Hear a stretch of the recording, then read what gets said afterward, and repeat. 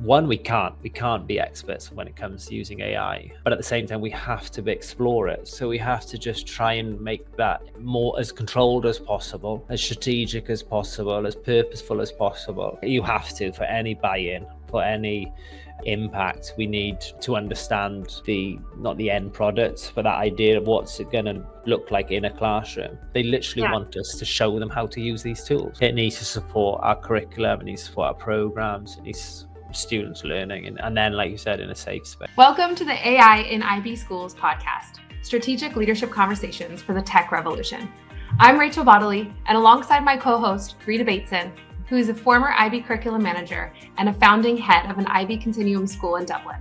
We're excited to have you join us as we chat with school leaders from around the IB world, uncovering their best practices, innovative approaches, and real-life stories of AI integration. I'm Rachel Bodley, one of the co-hosts of the podcast, and we have here with us Tim Evans. On this episode, we're going to dive into his work at the American International School of Guangzhou and just hear all about what his role is in that school and how they've taken a very forward-thinking approach and innovative approach to AI in the last couple of years, and just see what we can learn from him today. So Tim, welcome. Thanks so much for being here. Brilliant. Thank you for having me. You said a couple of years, and it just feels like so much has happened in a couple of years. It does, yeah. Yeah, it does. Absolutely. Tim, I think it's going to be helpful for everyone listening if you could just start with, first tell us a little bit about your own background, and then we'll talk also about the school as well. Sure. In short, I'm originally from Wales, UK, where I became an IT teacher. So very much just because of my age and how technology was in schools at the time. It was a traditional IT class where we just used to basically teach Microsoft Office suite. Then I happened to have the opportunity to go and work in Spain, and it was just around the time that one-to-one devices were coming around. And as part of a school that rolled out the one-to-one devices, particularly in my subject then, which was NYP digital design. It was a great support. It was a great time actually to be around that subject when it came to digital creativity, and the iPad leaned so much into that. With that then came an opportunity to go more into a tech leadership role, where I then moved over with my family to Hong Kong, where I was part of the founding team behind Stanford American Hong Kong, which was, those who know, the Stanford American in Singapore, one of the cognitive schools came out there. And that's why I really started looking at the leadership side of technology and the strategic tech integration, be it devices or software. And then I'm now in Guangzhou, AISG Guangzhou, where I'm the learning technologies and data coordinator. The data piece is fairly new to me, and it's an exciting piece. I feel that it does seem to be a part of every aspect of school life. So it's given me an opportunity to learn as well about how more of the school is working, and then coming back to the tech, then looking at how tech can support that and be used with purpose in a school community, which is what we're aiming to achieve and have been for a while. Interesting. And you mentioned that bit about one-to-one devices. That feels like a century ago. It does indeed. Right? It does. How long ago was that? I'm trying to think of which that year. That would have been 2011, 2012, I believe. Okay, so we're sitting in year 13. 2013. The one-to-one was, I wouldn't say it's easy, but we could actually see the value and the impact pretty quickly. And we were more in control of that rollout, where we could kind of navigate who would use it, when they'd use it, how they'd use it, kind of thing, where AI just seems to have come in and just dropped into everything that we do, or could come into every aspect of our lives, let alone in a classroom environment. Well, it does, doesn't it? Because every day that kids go home and teachers go home, they're still using it. And now I know you probably don't have WhatsApp over there, so I don't know if it's in WeChat, but in WhatsApp. I'm sure it is. Yeah, it's in there with the meta and everything. Yeah, it's everything. Yeah, it's in, and I think it's in apps that we don't even know it's in there. Do you know what I mean? And that's part of that educational piece. Just not just students. I mean, the adults in the building as well need to be learning about this technology, which again is slightly different from other pieces of tools and software that we use. Okay, Tim, can you tell us too, because I think it's helpful, just give us what curriculum is being taught at American International School of Guangzhou, and the leadership size and team, where your role kind of fits into that team as well. That's helpful to know. Sure. So bit everywhere with the answer. So we're an IB school, so we're PYP, NYP, DP. We've just become NYP accredited. We are about 1,200 students, give or take, and it's growing. I believe the last couple of years, our numbers are picking up. With that, then just little things that do add a bit more context. We're 2 campuses. We've got our lower elementary on one campus, our upper elementary and secondary on another campus. When it comes to the technology piece, we're predominantly Apple devices. One-to-one iPad, one-to-one MacBook in secondary. Being location-wise as well, we're Microsoft. Seesaw in elementary, as a lot of schools are, and then we're Microsoft Teams in secondary. With that, then all faculty and staff use Microsoft for the communication piece, the planning and email and things like that. School leadership, then we have there's a majority of schools who have principals, assistant principals for divisions, but with that, then we have a few roles at a whole school. My role is whole school, which again adds another context to the things I do. I like it myself because it gives me eyes on that whole picture, as particularly as students go from one campus to the other, or from grade 5 to grade 6, we can get eyes on what that actually looks like. Busy, of course, but I enjoy it, and I wouldn't change it. Definitely busy. Yeah. I'll ask you more about that in a bit. I think the biggest struggle that schools are finding, right, is that buy-in too. So we'll get into some questions here, but getting that buy-in from the entire campus. And it sounds like you're going to have, how many staff then are you at right now? So there's around 100 plus faculty, and then staff, then about 120, I believe. So getting that buy-in, and we've all seen that adoption curve, right? Because you've got those early adopters, and I know, and we'll talk more about those early adopters because you've done some really great work with them. But what have you found to be most effective in the last couple of years? Maybe you can kind of walk us through that story of what you've been doing specifically with staff to really get their buy-in, to say, hey, look, AI's here. It's something that's not going away. What are we going to do about this? To begin with, for me, it's like AI is just another piece of technology that we're looking at to support teaching and learning. It is a beast of a technology, if I can use that phrase, in the sense of it's super, super powerful, for good or bad. It's has an impact on pretty much everything we do. But if we take a step back at it and look at it in a similar way as we did with iPads when we were rolling out iPads, we have to highlight and show people the value they add to begin with. And it's the same with AI. And when you come to do things like that, it's the short-term wins, highlighting to people that you can do this. It could be a time-saving opportunity, or it could be a productivity tool, or it could be a way of just showing teachers how it can transform some of the practices in their classroom. But by highlighting that, it shouldn't really be a selling AI to faculty. It should be an obvious addition to again their tech toolkit as a tool to use. Yeah. In terms of practicality, how have you been able to actually show these short-term wins across 2 campuses with 150 staff? How much time have you gotten in front of the staff? So it's different in the set divisionally. It's different per grade. It's different per subject. Speaking of that, I always try and highlight those early adopters and what they've been doing. So it's not coming from Tim says we should be using this tool for this purpose, particularly as I'm not in the classroom as well. I just feel it's a bit more authentic if I can highlight what other teachers are doing within our school, if not at other schools as well, but ideally within our school because it's our content, and possibly giving them the opportunity to show, to present, to share. Again, it adds to that authenticity piece, and it can be cross-divisional. More often than not, it's personalized to grade levels. So I'll do a lot of work with either individual teachers with the idea of them sharing more to their grade levels, or with grade levels over a bigger audience. There are specific things that we've done with a larger group, but it's very much a sit and get kind of thing, where it may be around policy, it may be more around the safe and use of technology and what we're using over practical ideas, because it's going to look different in grade 1 than it would in a grade 10 class. And I think there's something to be said too about just obviously AI fatigue and that teachers are facing, and how, like, in this practical implementation that you're talking about, how do you ensure that the staff aren't totally over, right? Because there's some people that are overwhelmed just by what ChatGPT can do. So how do you ensure that the staff aren't overwhelmed by the myriad of there's hundreds of tools now, right? Just for It's, teachers.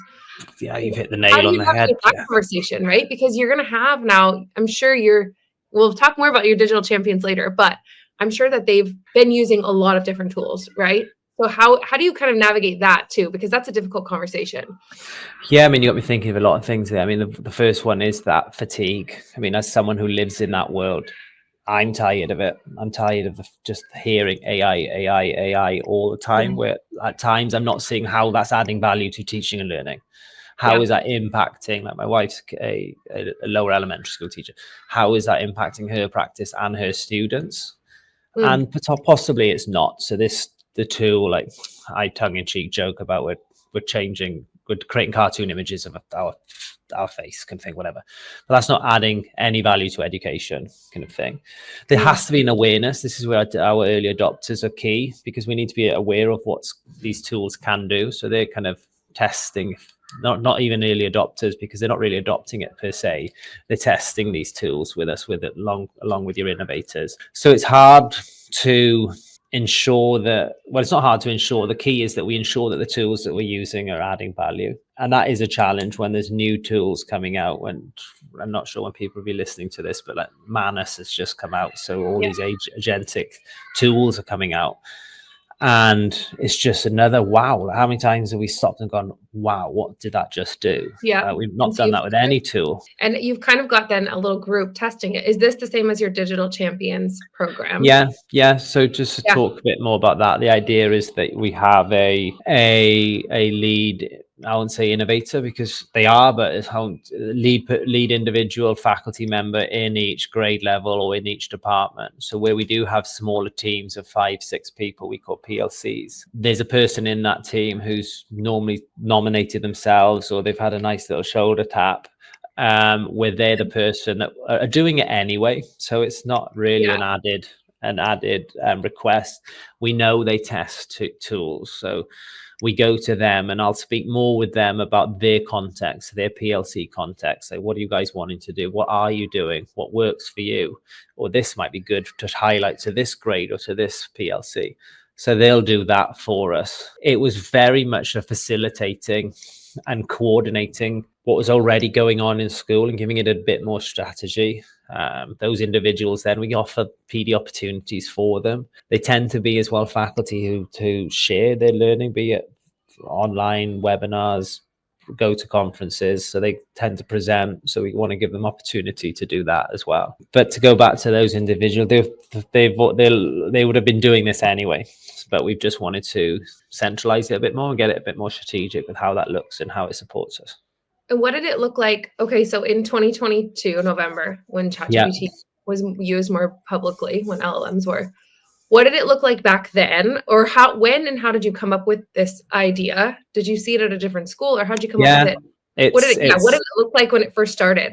I've seen it for lots of schools have it in a different way. So it's by no means my idea. I've seen it done with students, which we're wanting to do, and we're going to lead on our digital champions to facilitate that. We want this to become a student leadership program. Lots of schools are doing it. Just talking about the Stanford, American, Singapore had tech experts, which is the student piece. We do have a student digital champion cohort. We're trying it with grade 9 and 10. It's been slow because there's so much stuff going on, but we're wanting to try and keep that going. That's But cool. And it's that's been really done. important. Yeah. Well, we're wanting to do it with the data piece as well. So we want to have individuals who are passionate about using data to drive their instruction and their practice. So we'll be doing it similar there. So it's happened in other areas of school at other schools as well. So it's an idea that's been born from that. So right now the Digital Champions group is how big, and how big was it at the start? It was as big as it is now, because then we wanted a member from each PLC, so we're not far off about 15 individuals. We've got a couple of PLCs who have more than one, because they're just people who are passionate. They put their name forward. By no means were we going to turn down support. So they were like lower elementary EAL, we have two great individuals there who are just passionate about it, and they were going to do it anyway. So if we can bring them into the conversation, it only adds value to the group. And so they came together then, must have been in 2023 is when you brought them together for the first No, time. it would have been last year. I'm trying to think. I don't even know what year it is. So yeah, that's how fast It's things are moving. 2025, Tim. It's April 9th. Yeah. It's like COVID's been and gone. That was just a blur for 5 years. So it was about a year ago, end of school year? Yes, it was the idea was last school year, and we kind of, I don't like the word, but formalize it this year. We're going to reaffirm that again next school year with more of a sign. No, nothing signed. We don't sign their lives over. No, we don't request any signatures. But in the summer, then we'll do our summer. We'll roll them out. Then we want to empower them with a bit more face time with faculty, but also professional development that will come with that. Yeah. So how did you was it a conversation with leadership teams that you said, look, because a lot of schools are calling this an AI workforce, but I think Digital Champions is different because you've got teachers who are in each group. So it's very strategic the way that you've done this, right? And it's all teachers. An AI workforce is usually comprised of someone from senior leadership, someone from doing the GDPR piece, right? So that's different. And those people are very busy. Well, teachers are very busy too, I guess. But what was the conversation that was had that when you went and you said, look, I think we need this. This is what it could look like, and this is how I'm going to put it together. I mean, I was super lucky. We have our learning leaders group here, so it was an idea that was taken to them, which is your coordinators, your principals, deputy directors, and it was an idea that was taken to them. They're super supportive to a certain degree. That was confirming what I was wanting to do, and it was getting the go ahead for it, kind of thing. So we did that. It came through there, kind of thing, through that channel. And then we just tapped in. I personally think it should be faculty because of, again, that authenticity of what's going on in a grade 1 teacher. I've never been a grade 1 teacher. I could possibly talk to middle school and design specifically because I've been there, I've done that. So we need their perspective. You have to, for any buy-in, for any impact, we need to understand the not the end product, but that idea of what's it going to look like in a classroom, where I could comfortably say, oh, have you tried doing this in this subject with these students at this time of the week or this time of semester? And I'm literally throwing things at the wall, kind of thing, and hoping it will stick. But coming from them, there's more opportunity and potential for any transformation that we're wanting to achieve. Yeah. And I remember on the first call, the first time you and I met, we talked about how the most important part of all this is the teaching and learning piece, right? And we're all focused on tools. What are we doing? We're just getting distracted, right? So I think I love that you put faculty into it for that piece. And that's where we want to get students involved as well, because to take it even further, it's all about students. We want students engaged. We want them interacting with technology in a safe space. And how do we create that? And they have to be involved in that conversation. We all know that it's hard to tell a teenager what to do. We want them part of the choices and we make. So we want them involved in the conversation as early as possible. And that's what we did when we actually were putting together AI policy. We involved students in that conversation. And it was I keep saying it was over a year now, but it was one of the most refreshing meetings I had was with our student council about AI, where it was a meeting that I went into kind of not knowing what to expect, but I thought they were coming from a lens of how are we going to stop you using it? How are we going to have you not cheat? But it was so refreshing it came out, they wanted to know how to use the tool. How can we use it in a way that the IB will accept? And one of our innovation coaches was with me and we came out of the meeting thinking, wow, like that's not what we expected. They literally want us to show them how to use these tools. Were those mostly DP students? They were deep. We had upper secondary, not grades 9, 10, 11, 12. They were all in there. We had about 10 or so students involved. Yeah. And it was a great meeting, and it opened our eyes to actually, we have a bit more responsibility here now. We need to be showing these students how to use the correct tools in the correct way. So it was quite refreshing. I absolutely love that. I always led the student councils. I know how much power that brings. And to be fair, it's their school. For It's this sure, we're for sure. doing this for them. Yeah, So yeah. why don't we bring them into this conversation? And we'll go on the student route later in a second. I want to go back to the digital champions though and talk to more about, okay, what does it look like now? Every week, every day? How are you communicating? Are you with your group of 15 digital champions? Are you able to come together? Are you not? So what does the kind of the day-to-day look like, and how are they feeding back information to their teams?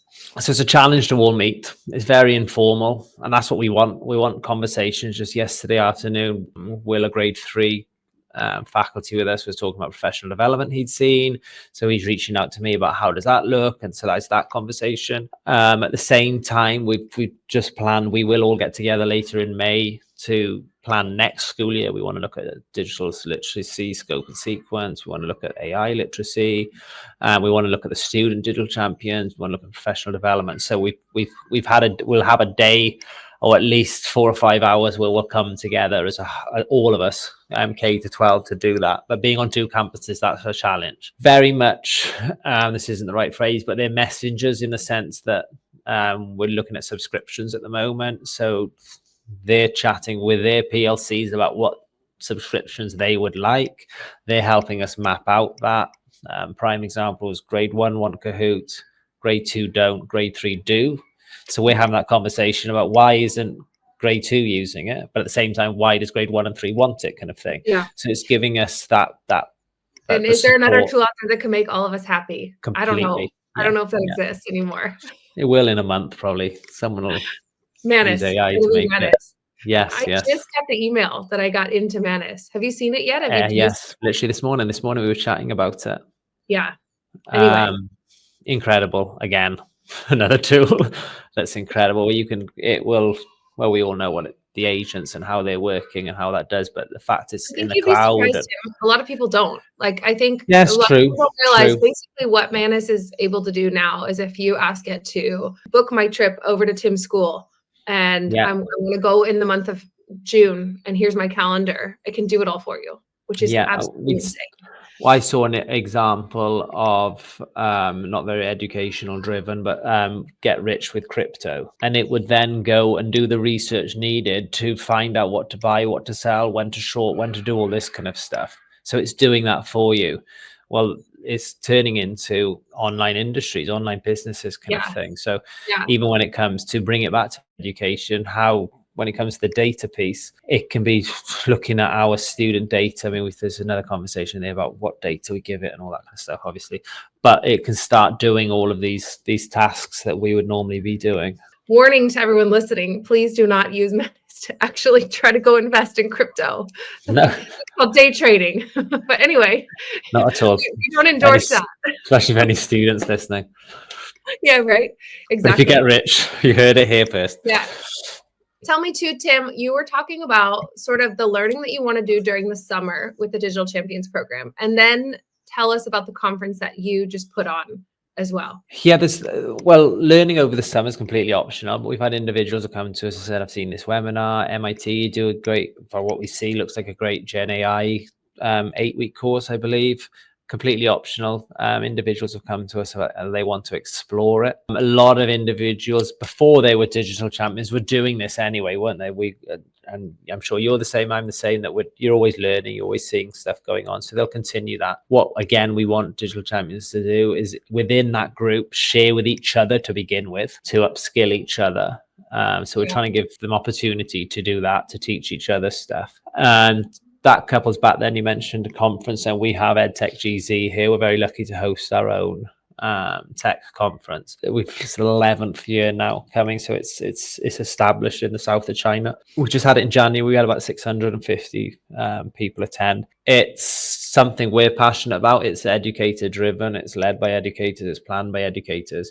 The audience are educators. So it's authentic content. We feel each session is led by an educator, and we always say you're going to get something that you can go and use on Monday. So it's something, again, it's just there's so much going on that we need opportunities to learn, and if it comes from educators, it's even more authentic, and it's tools that are, I won't say tried and tested, but they're tools that are being explored in an educational context. Yeah, and I'll put the link to the EdTech GZ in the show notes too, Thank if you. anyone wants to register for it. I'm excited. I'm hoping to go over there for the next one and help you out in any way, shape, or form. More than welcome. Thank you. But Tim, I really appreciate that you keep saying tried and tested, because I really believe that, yeah, teachers are overwhelmed. They were overwhelmed before AI, right? We all know that. We've all faced that in the classroom. But I love that you keep having your digital champions go and try things and say, no, we don't like that. Yeah. Right? No, we don't like that. Instead of having different pods of every classroom, different people using different tools, and just a complete mashup of all different tools, I love that you're actually trying to be considerate and careful about this and use discernment around, okay, what are we going to purchase? How are we going to purchase it? And why? And what does it look like pedagogically? So can we bring it back? Yeah, go ahead. Yeah, I was just going to say, I mean, I joke, and this is massively tongue in cheek now, AI experts, and I'm like, what is the criteria to be an AI expert? Because we talk about Manus, it came out yesterday. So we have to, like, we've all heard the phrase building the plane as we're flying it kind of thing. And with AI, that is what's happening. So we have to just try and make that more as controlled as possible, as strategic as possible, as purposeful as possible. With that in mind as well, we always encourage students to take risks. We always encourage students. I love MYP design. We're testing, we're trialing, we're iterating, all this kind of stuff. Well, if we can model that, and it comes from, particularly when I was in the classroom 15, 20 years ago, we felt we had to be the expert. There was this kind of like, I'm the teacher, I'm stood in front of you all, I need to be the expert. And if there was content or tools that we weren't an expert on, we would shy away from them. Mm-hmm. But I think it's not just because of technology. I think in general, we're changing our mindset about, we can explore these tools with students. And I'm always saying to teachers, tell students, like, I've never used the AI tools in Photoshop. I don't know how to do it. Let's do it together. Let's walk through this together. Let's learn from each other. Can a student come to demo it to their peers? It doesn't always have to be ourselves. And I think, one, we can't be experts when it comes to using AI, but at the same time, we have to explore it. So the only time we've got to do that is in a classroom context, because we'll never see what it fully looks like. Or we get behind and we just wait for other schools to do it, which is something we don't want to do, because we want to try and control the direction that we would go in. Yeah, and getting into really students and that pedagogical piece, which is my favorite part of all of this, really, is, I mean, how are you balancing, is this done by the digital champions? How are you balancing ethical use versus just trying everything among students? That's the biggest challenge. I mean, the first one is, we look at the GDPR, the COPRA, whatever it is, the tools have to be safe to put in students' hands. There's no gray area either. It has to be. That's the hardest piece. So a lot of the AI use is done by faculties, by teachers. They're using it in because we know it's a safe space. There are more tools coming out. We've adopted and we're endorsing with our faculty Flint. It was a tool that we found best meets our students' needs at this moment in time, kind of thing. We just found it was so on at Flint has been super supportive.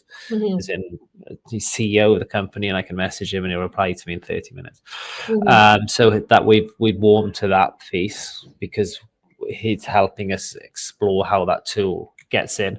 We're leaning on guidance. We have the policy, we have the guidelines. We lean on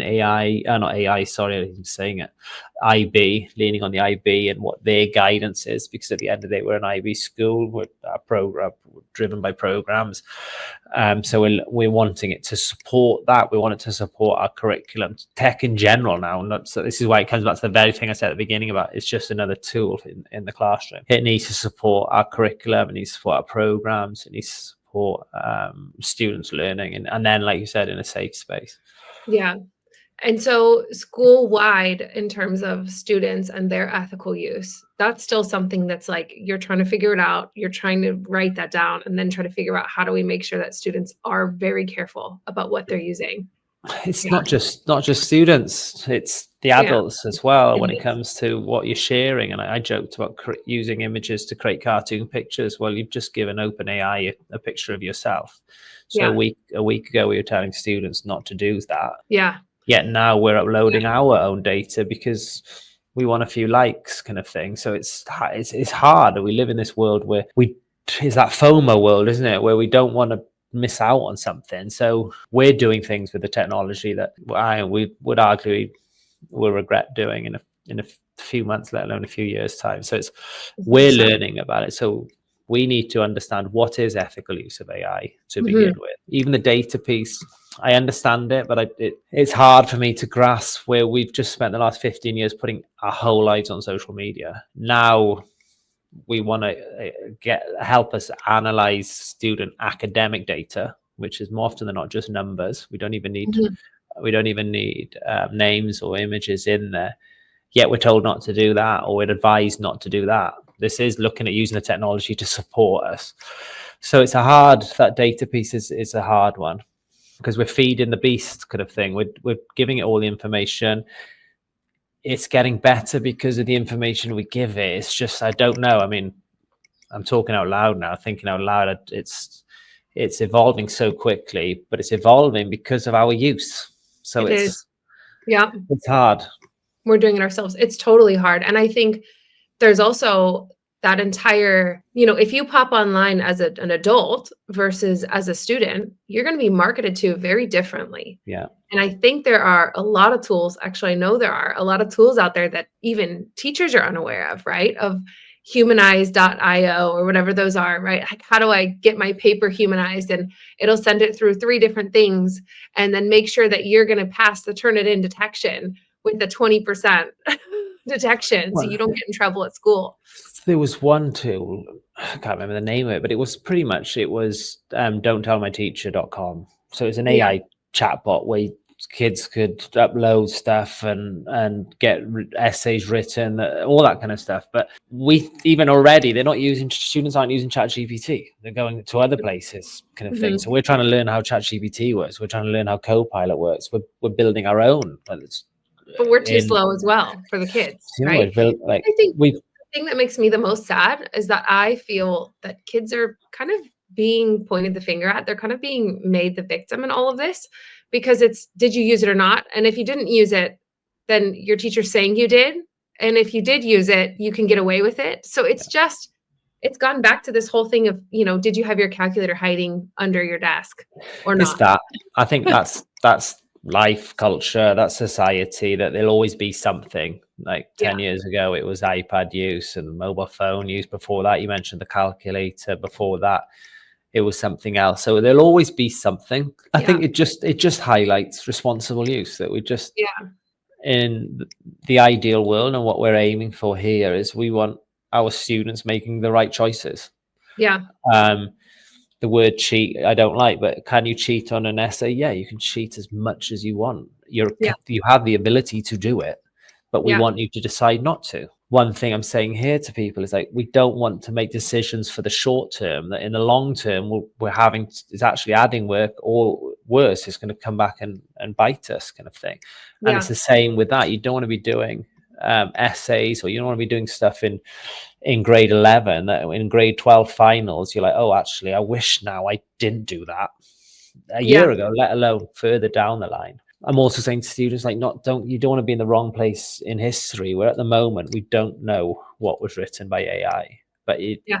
we're talking months we could, or in years we could. We don't want colleges retrospectively going back and running all their applications through AI and then seeing, actually, this student 2 years ago, No. this was Yeah. written like, yeah. Do you know that at the moment the technology is not there, but we don't want to Yeah. be in that it is, kind of thing. So we want students to go back to make the choices and the right decisions. I guess my biggest worry too, and I know you've got 2 little girls, right?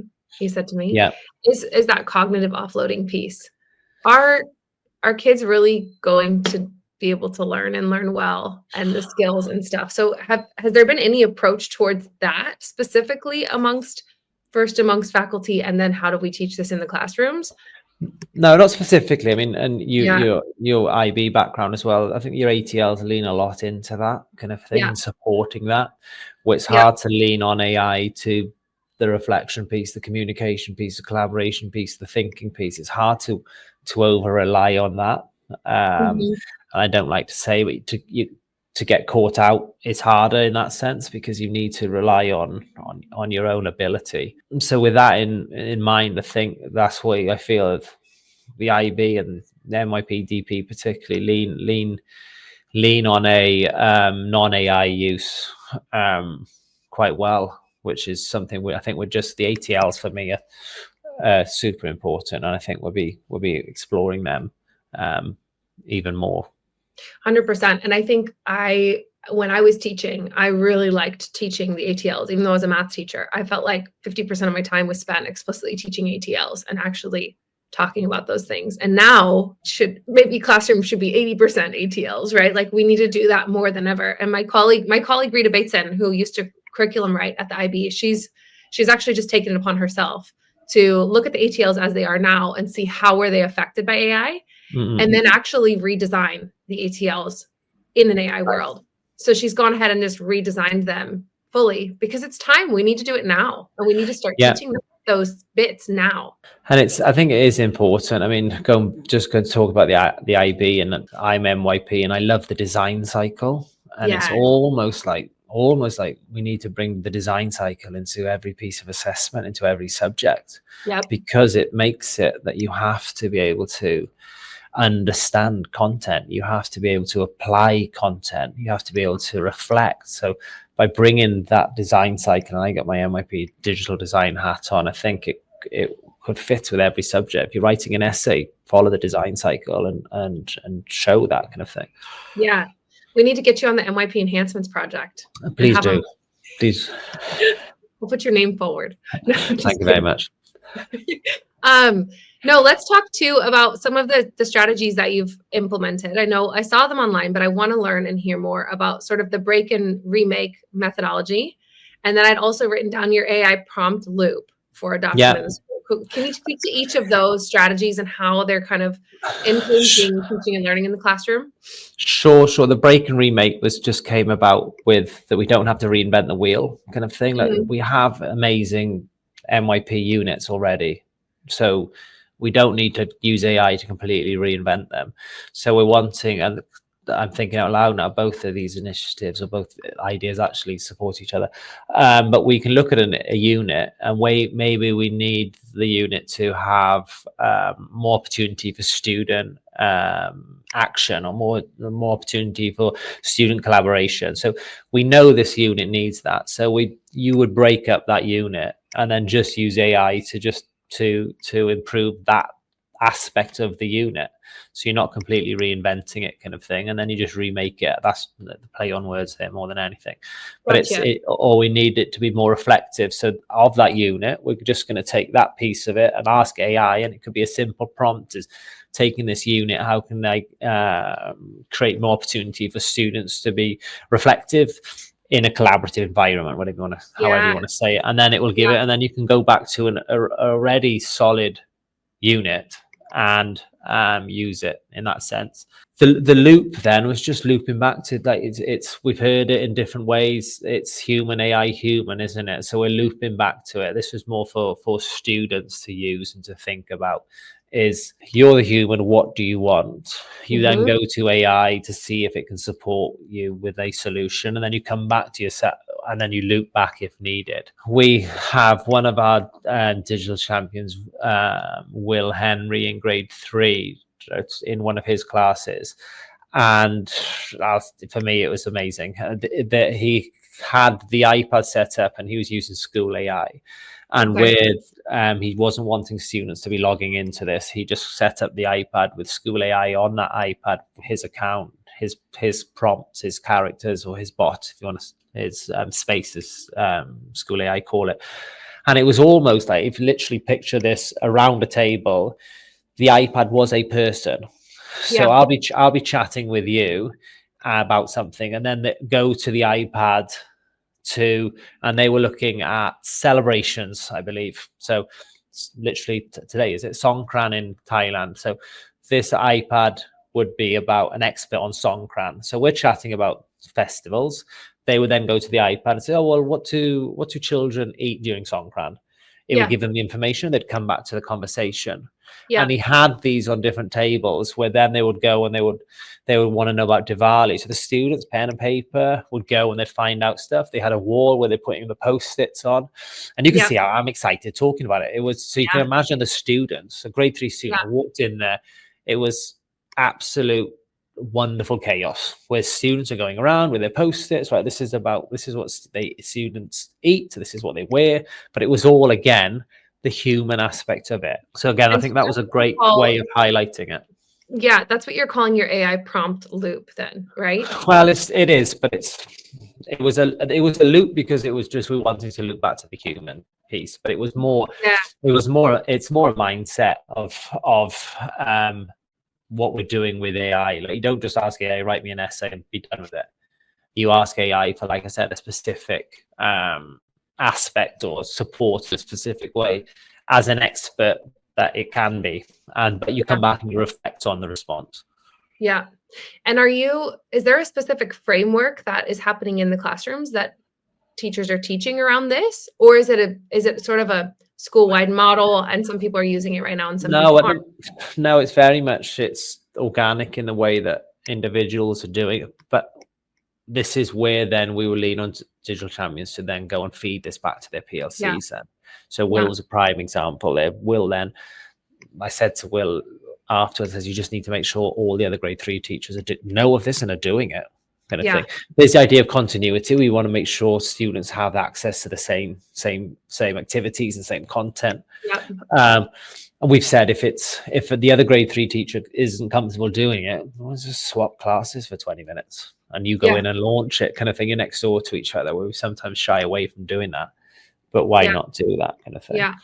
No, and I love that student piece. And I keep thinking ahead of that, and of course, my colleague who's a curriculum writer, we keep thinking ahead of like that continuity piece and how do we bring that in? And we're actually also in the process of writing some workbooks for kids. So on exactly what you mentioned, like the human and human piece, the human and self, that reflection, and then humans with AI, because I think those are the big 3 themes that are going to keep pushing us forward. There's no getting around it. There isn't. I was going to say, unfortunately, but there isn't. We can't. We have to explore it. And I say to people, like, explore it on our terms before. It's not too late. It's the wrong way to say it. But so we're kind of like proactive with it. We're kind of like at the moment, it's as much as it can be, it's in our control how we're going, and we're bringing the technology into our classrooms rather than it seeping in a way that we're uncomfortable with. Yeah, for sure. And okay, I promise one last question. And just kind of thinking ahead too, where at the end of next school year, where would you like to be in terms of the digital champions, in terms of maybe even your tech stack, in terms of teaching and learning in the classrooms? What's kind of the goal for the school? It's just that we need to ensure that the technology is adding value. We're all about engagement and belonging. We want students to feel that they can come into a classroom and they're in a safe space digitally as well as physically. They kind of understand what technology offers to them, with the idea then of them being able to give them agency on how and when and if they use it, kind of thing. And that's not just students, and that's faculty as well. Teachers haven't overnight become bad teachers. We're so lucky here. I'm in our elementary school now, and there's amazing teachers here. So we just need to ensure that AI supports them if it can. And if it can't, no, we don't have to use it, kind of thing. Where again, we've seen on social media that we do feel there's that FOMO piece. Oh, this school in this city is doing this. Well, it might not suit our context because it might be as simple as not in our tech stack. So it won't work. Like with Microsoft, it could be a Gemini feature. Well, we can't. We can't physically do that. But at the same time, does it fit our students? Does it fit our language learners? Does it fit our school culture? Does it fit our curriculum, our programs? All of those are important factors that we need to consider first before anything else. And does it fit your digital champions? And because it feels like right now, they're kind of the heart of the school in terms of all of this. And When it they're comes really to tech use, big time. Yeah, Yeah. big time. They're the ones who will, and I have ideas, and I can see straight away just from a reaction from an individual, oh, that probably won't work, which is good, which is great. I want that kind of thing. I don't want it to be, because I sometimes have like blue sky ideas. Oh, that would look really good if we do it like this. And they were like, no. Calm down. It's not gonna work. Yeah, it is. Yeah, calm down. So they're pretty good at putting you in your place then, right? Yeah, I hope so. Yeah. Wonderful. Well, thank you so much, Tim, for being on the show. You're going to be the second episode of our show, so very exciting. Maybe we'll have to bring you back in a year or two and see where things are and see how much AI has evolved by then. Yeah, well, that would be. Maybe there'll be a robot version of Tim. Yeah, doing a better job. Exactly. Or I mean, you do have a twin, right? You said. Yes, I do. Yeah, I do have a twin brother. Yeah, that's funny.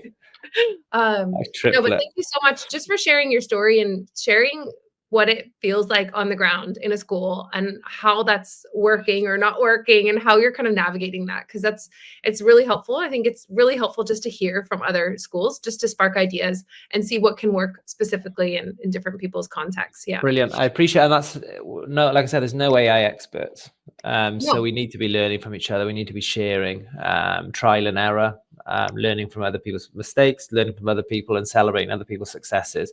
And I think that's what it's all about, because we all have the same goal of ensuring our students are in a better place. Yep. Wonderful.